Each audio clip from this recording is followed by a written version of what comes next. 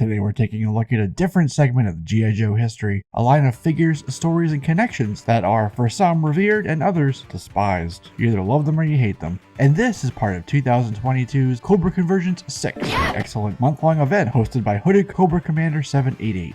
So without further ado, let's jump into the story of GI Joe and Street Fighter. And to do this, our story will revolve around the evil faction's villainous ruler, someone known by Cobra Commander himself, the maniacal megalomaniac M Bison. We have to go back to the late 1980s and the early 1990s, to the era where arcades were all the rage, and before the burgeoning home-based console market really took hold and had the power to replace the experience. It was a golden age of not only side scrolls and fighting games, but of the arcade.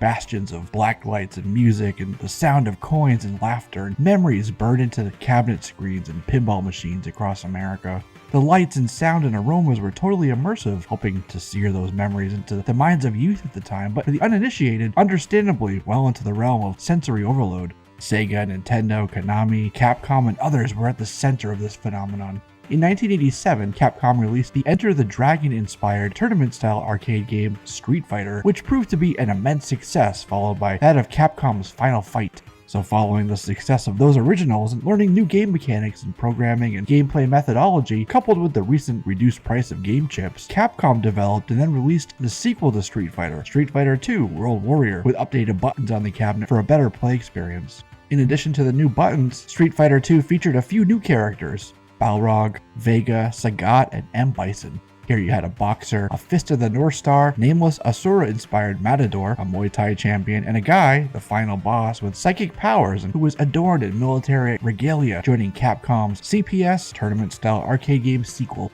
But the development phase wasn't completely smooth. The folks over at Capcom were thinking that things would need to be switched up, yet they thought. You see, Mike Tyson was a real-life, incredibly popular boxing world heavyweight champion, known the world over, and who had released his own video game through Nintendo for NES in 1987 called Punch-Out!, followed by another version in 1990. And fearing a lawsuit over use of his name and likeness and the potential to cut into profit with royalties needing to be paid out to him, the names of the new Street Fighter 2 figures were updated. We'll touch on that more in a moment. But it turns out that that fear was unfounded, as when Iron Mike finally found out about this in 2019, he said he wouldn't have sued and that he was, quote, really honored with that impression of me, end quote. In 1991, Street Fighter 2 from Osaka-based Capcom hit arcades, followed by SNES home consoles the next year, 1992. This style of game, the brainchild of Akira Nishitani, was incredibly popular. In fact, this came at the same time that the first Mortal Kombat game came out from Midway Games, games that touched all areas of pop culture, the news, Senate hearings, and who have left their mark on pop culture to this day.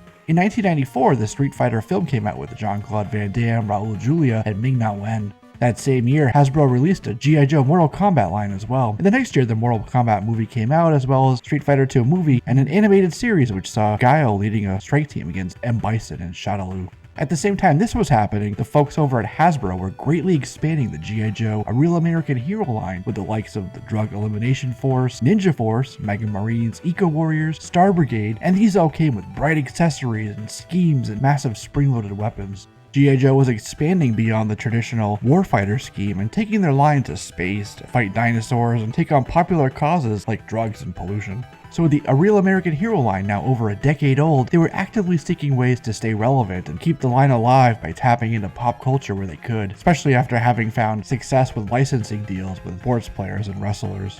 It allowed them to expand their customer pool to other kids and collectors not necessarily interested in war toys. These efforts at Hasbro were led by Vice President of Boys Toys, Kurt Bozigian. Kirk says that he and his team would actively watch what was popular with kids at the time, what they were playing with in the arcades, and the number one game at the time was Street Fighter 2. In fact, Kirk had a personal anecdote relating just to this. He once told a story about being at the beach with his son and nephews, and they were begging him for quarters. He asked them what the quarters were for, and they said to go play games in the arcade. So they brought Kirk to the arcade with them, and he saw the Street Fighter 2 cabinet game with boys 7 deep waiting for their turn to play. He also saw how the figures on screen were military inspired and GI Joe inspired in their look and gear, and an idea was born at that moment. Kirk approached the licensing agents for not only Street Fighter, but Mortal Kombat 2, since neither company were doing anything in the toy space. Kirk said the folks at Capcom were a bit hesitant at first, but when he said that their market space and their consumer base would go for it, they agreed. And more, the contract from Capcom was incredibly cheap, and then production costs were low as they reused molds for most of the line.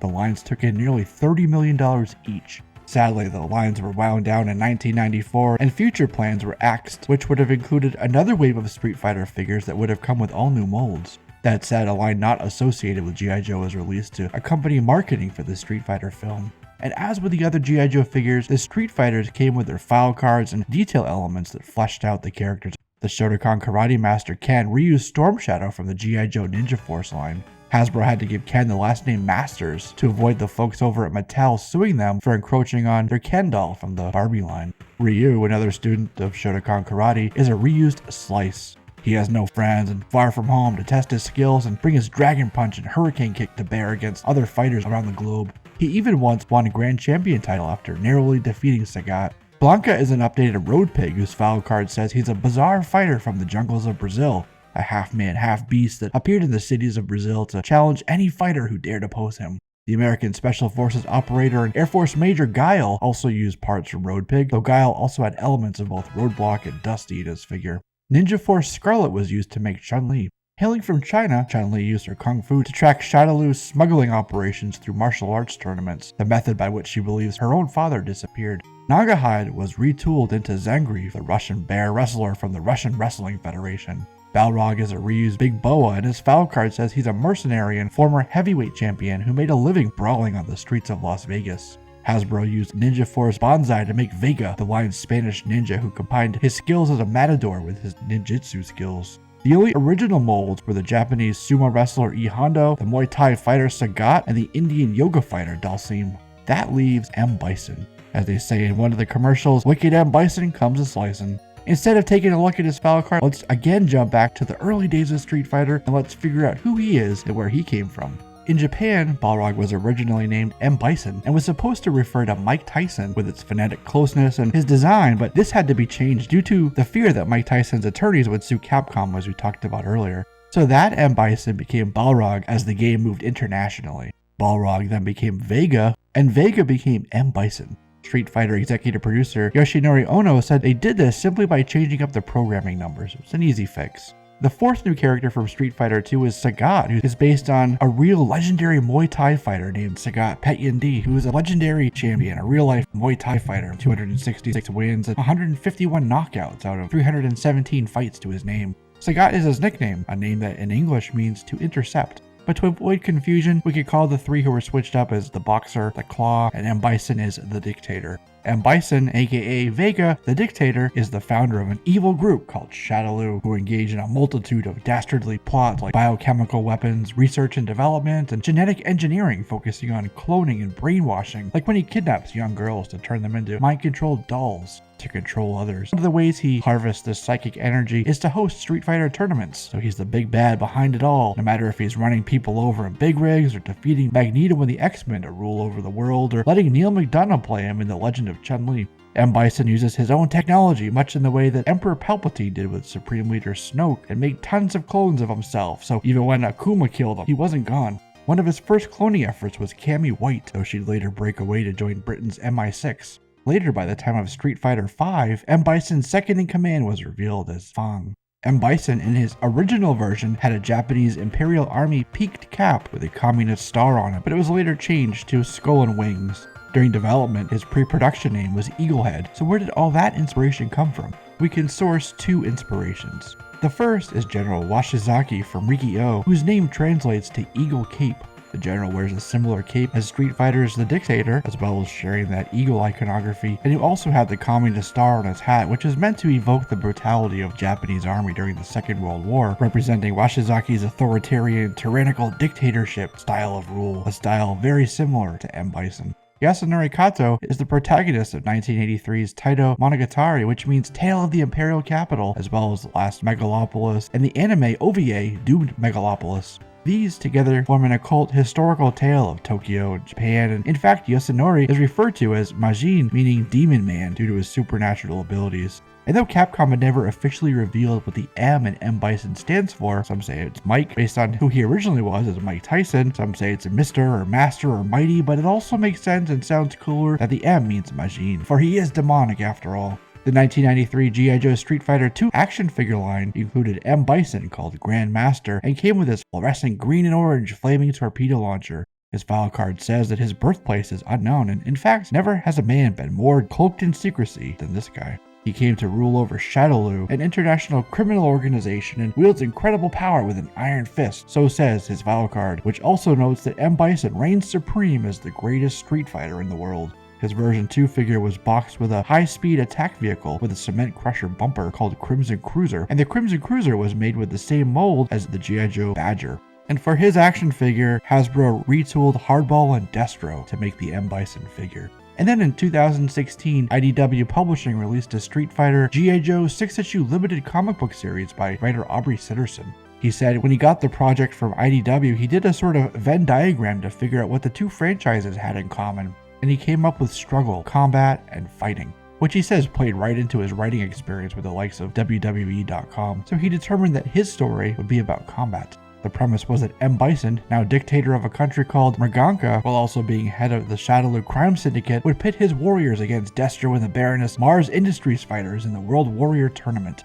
To qualify for this tournament, Snake Eyes defeated Ken, Crimson Viper defeated Munitia, Baroness defeated Elena, Rufus beat Covergirl, Roadblock scored a win over Zangief, Hakan won over Shipwreck, Jinx KO'd Blanca, Ryu defeated Overkill, Guile beat Crusher, Gung Ho took out Dalsim, and Chun-Li scored a victory when she beat Quick Kick. Then Dan defeated Sakura, Storm Shadow beat Fei Long, Crocmaster defeated Alex, Cammy won over Firefight, and the last qualifier round found M Bison taking out Rock and Roll. And for the main tournament, the opening rounds found Crimson Viper fighting Snake Eyes, with Snake Eyes winning. The Baroness herself then fought Rufus, with a surprising win going to Rufus in that round. Roadblock then fought with the Turkish oil wrestling president Hakan, and Roadblock lost. Sort of. He loved Hakan's oil and wanted to use it for his cooking, so he kinda won. Next, Ryu battled with the Arashikage ninja Jinx, so she left her Naginata behind. It didn't matter though, because Jinx was victorious with a KO. Then we had Guile versus Gung Ho, Chung-Li versus Dan, who was really Zartan, Storm Shadow versus Crocmaster, and after that, M Bison stepped into the ring with Cammy, his absconded clone. For that fight, M Bison activated his Psycho Drive, fueled by the fighters and their combat, and a piece of terrible technology that was designed by Destro at Mars Industries. M Bison crackled with energy, but Cammy had her own energy, her rage, that she wanted to unleash on the Dictator. So she lunged and wrapped her thighs around his face until he escaped. He grabbed her by the neck and smashed her into the ground before boot-stomping her face, then picked her up in one hand by grabbing her head in his hand, and then unleashed an explosive strike to her solar plexus for the victory. Cammy was down and out, but he continued to beat on her, and as he lifted Cammy's limp body up by her ponytail for the killing blow, it was Destro of all people who stepped in to tell him to stop, that he'd already scored his victory in that round. The next round, the quarterfinals, was Snake Eyes versus Rufus, Hakan versus Jinx, Guile versus Zartan, and then Storm Shadow fought with M Bison. Storm Shadow moved in with one of his katanas to strike, but M Bison punched his sword, shattering it. It was then that he revealed his true motives, that once the tournament was over and his Psycho Drive charged up with energy captured from the tournament, that he would take over all the major cities of the world and raze them to the ground in a fiery apocalypse of destruction. Those cities would beg for him to stop, and at that point, he'd have no more need for Destro. But Destro, being the planner that he is, had his own plans in place. Storm Shadow gave in, kneeling before M Bison and calling him Master, forfeiting the round. M Bison won. But Storm Shadow wasn't done, for he was part of Destro's backup plan. When M Bison turned his back on Storm Shadow, the ninja chucked 2 throwing stars at the Psycho Drive, short-circuiting it. The semi-final round was Rufus versus Jinx before Guile took on M Bison. And right as the opening bell rung, Guile attacked with a flying sidekick to the Dictator's face, then followed it up with a series of sonic boom attacks, which knocked M Bison's hat right off his head. Their battle was a brutal one, so devastating they destroyed one of the GI Joe Vamp vehicles. Guile attacked with a sonic hurricane that ruined the damaged Psycho Drive, another part of Destro's plan. But M Bison counterattacked by hitting Guile in the face with a door from the Vamp, and he went down. Cammy was mad at Guile, saying he threw the fight, but it was part of the plan. The final round was Jinx versus M Bison. They went back and forth until Jinx unleashed the Satsui no Hado, aka the Surge of Murderous Intent, and Jinx unleashed the full might and fury of the attack all at M Bison and KO'd M Bison. She had transformed into Evil Jinx, and Evil Jinx won the tournament. Evil Jinx took the Psycho Drive and ripped it apart in her bare hands. And Ryu and Storm Shadow had to calm her down while Guile took M Bison into custody. Destro then tried to drag M Bison away, but Guile then attacked the weapons manufacturer. And a few more fights broke out, which allowed Destro, Baroness, Crocmaster, and Zartan to escape in a Night Raven with M Bison in stasis. and over comms in the Night Raven, Cobra Commander ordered them to bring M Bison to Dr. Mindbender when they got back, presumably for some brainwave scanner treatments. I'm Jesse, this is JLS Comics. Thanks for watching. That's a wrap on this one, my friends.